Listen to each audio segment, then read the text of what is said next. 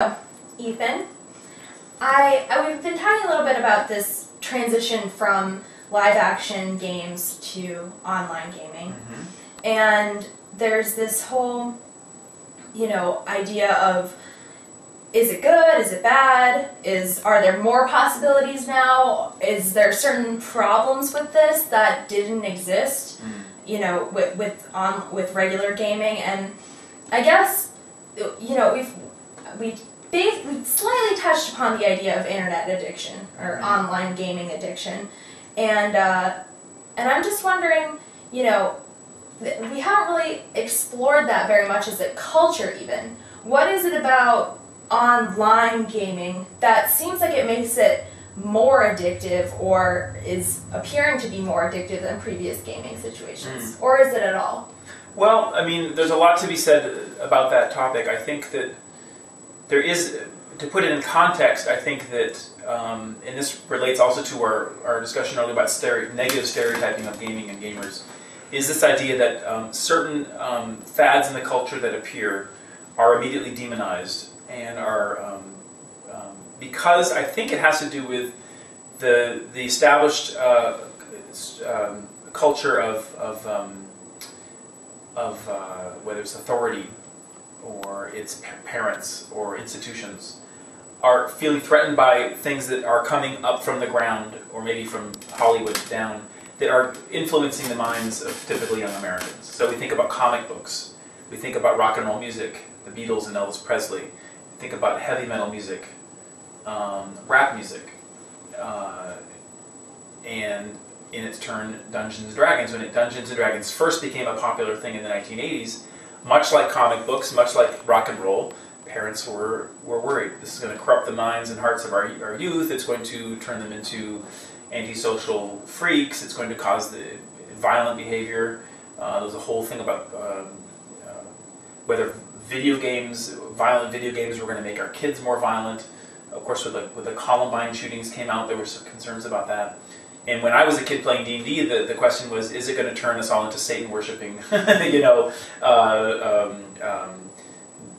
believers in dragons and wizards instead of... But yeah, exactly, like pagans or worse, that we're going to somehow be, in the process of the game, actually casting spells on each other and somehow doing this sort of paranormal, magical, dark magic stuff, which has always been associated with rock and roll. There was a lot of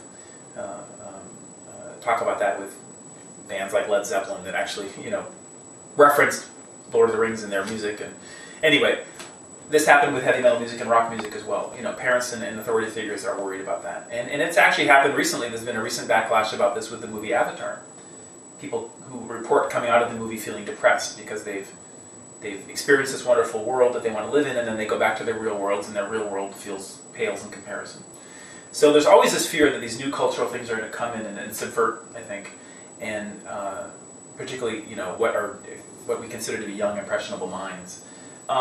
Is online gaming more or less susceptible to that? Are kids more and more likely to be addicted to it than other kinds of gaming?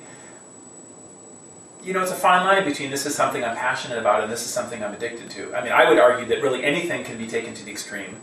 It doesn't really have anything to do with gaming. It could be shopping, gambling, pornography, eating, any kind of activity that you can do to the exclusion of anything else. You could argue, is addictive, isn't it dangerous? The beauty of the beauty of Dungeons and Dragons as a game that I played was that there was no way to do it by yourself. You had to play with other people. So it was always a social activity. Nowadays, you can play World of Warcraft by yourself, all by yourself. Spend all your time in the game world, really not interacting with anyone else that even though you see dozens of other characters as you run through the game world, you don't have to stop and have conversations with them. You can just continue on and do your thing on your own. And because it's anonymous and because it's just you in your apartment, I could ostensibly be playing this game by myself for hours. And so there is the potential that it could be more addictive. And we're all getting used to spending a lot of our time in front of the computer anyway. So it's a socially acceptable addiction in the same way that email or Facebook is a socially acceptable addiction. Yeah, I think that's kind of the parallel that I draw between online gaming and this other virtual reality that we've all created on Facebook, where there's this this new type of reality that exists within there. It has different rules, different standards, different stigmas. And like the online gaming, I think, and it's different from the real life gaming in this way, is that like email and Facebook and online gaming, they all are a continuous world. It's still happening while you're not there. And yes. So it kind of involves this constant consciousness of that world, because you know that it's still happening. Yep. And you talked about it in the book a little bit, like that people playing online games would feel that pressure. Yep. That it was still going without them. That's right, and because it's a separate world or separate life from their own life, it almost like the time spent in the real world was time that they weren't being able to spend in this game world, becoming typically in these games which are designed.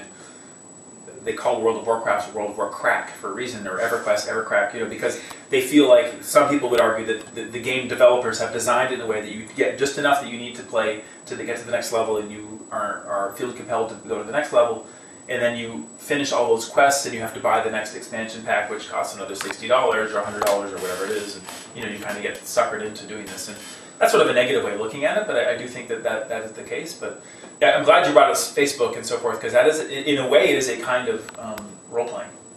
In the same way that online dating is a kind of role-playing. I mean, you are creating a persona for yourself that is witty or attractive, or you're only selecting the sexiest photos of yourself, and you're only saying the most witty things that you can imagine. It's a kind of not really who you really are. I mean, if and online dating is a classic example. This you meet the person in the flesh, and it's like, they're not quite as funny as I thought they would be based on what they had written in their profile. They don't actually. That photo was about 10 years old. That they posted on their profile. So that experience is something we're all getting used to. I don't think that people call it role playing, but we are becoming more and more accustomed to doing that. Every time we're spending more and more time online, and I think Second Life, which I don't get into too much in my book, is another example of that. There's going to be, I predict all kinds of applications where you're going to be able to interact with people, business meetings where you're going to be interacting with people in a virtual way, as an avatar. Yeah, I definitely think that's true, that these things are all beginning to merge quite a bit now. But this has been a fantastic conversation, and I definitely think that Fantasy Freaks and Gaming Geeks has something to teach anybody who wants to read it. Whether you've ever played fantasy games before, whether you've seen the whole Lord of the Rings trilogy and loved it and can totally get into a Tolkien little flashback and discussion about that.